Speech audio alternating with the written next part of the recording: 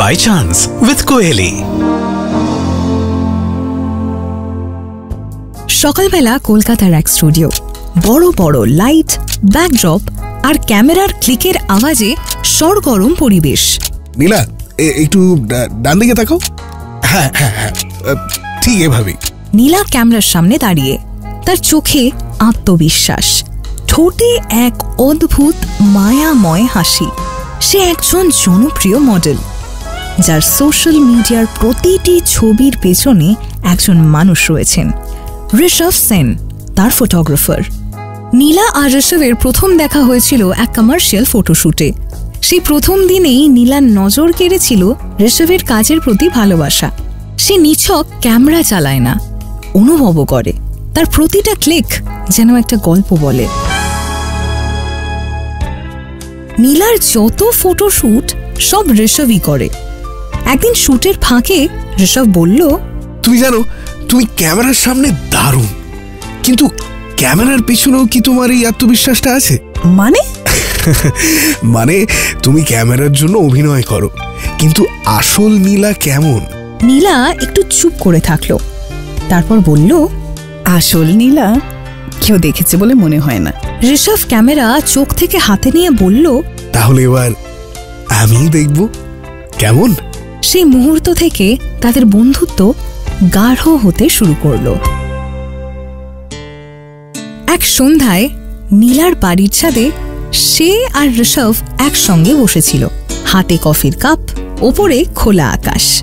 নীলা বলল, আচ্ছা, তুমি কখনো ভাবনি যে ক্যামেরার সামনে আসবে? আমি তো ক্যামেরার পেছনের মানুষ, আমি দেখাতে ভালোবাসি, নিজে দেখা দিতে নয়। নীলা গভীরভাবে তাকিয়ে বলল, কিন্তু কখনো কি মনে হয়নি তোমারও কেউ থাকুক যে তোমাকে এইভাবেই দেখতে চায়? ঋষভ চুপ করে গেল। এরপর থেকে ঋষভ খেয়াল করল, সে যতই চেষ্টা করুক তার লেন্স সবসময় নীলার দিকেই ঘুরে যায়। একদিন ঋষভ নীলাকে ডেকে বলল, আজ একটা ফটোশুট করতে চাই, কিন্তু কনসেপ্ট এবার একটু আলাদা। কি কনসেপ্ট? তুমি একদম ন্যাচারাল, কোনো মেকআপ নেই, কোনো স্টাইলিং নেই, শুধু তুমি। নীলা অবাক হলো, কিন্তু শুট শুরু হতেই ঋষভ অনুভব করল আজকের ছবিগুলো আলাদা। প্রতিটা ফ্রেমে শুধু একটাই জিনিস ধরা পড়ছে, ভালোবাসা। নীলা অবশেষে বলল, ঋষভ, তুমি জানো, আমি ক্যামেরার সামনে অনেক কিছু হই, কিন্তু তোমার সামনে শুধু আমি হই। ঋষভ ধীরে ক্যামেরা নামিয়ে বলল, আমি শুধু তোমাকে দেখাই না, তোমার প্রতিটা ছবিতে আমি নিজেকেও দেখি। কারণ প্রতিবার যখন ক্যামেরার ভিউ ফাইন্ডারে তাকাই, শুধু তোমাকেই দেখি। নীলার চোখে জল চলে এলো। সে আস্তে করে বলল, তাহলে এবার আমাদের গল্পটা শুরু হোক। ঋষভ হাসল।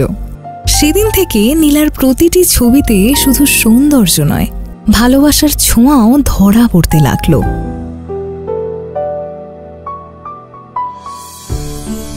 এরকমই প্রেমের গল্পে মন ভরাতে হলে শুনতে ভুলো না love by chance with me Kohli.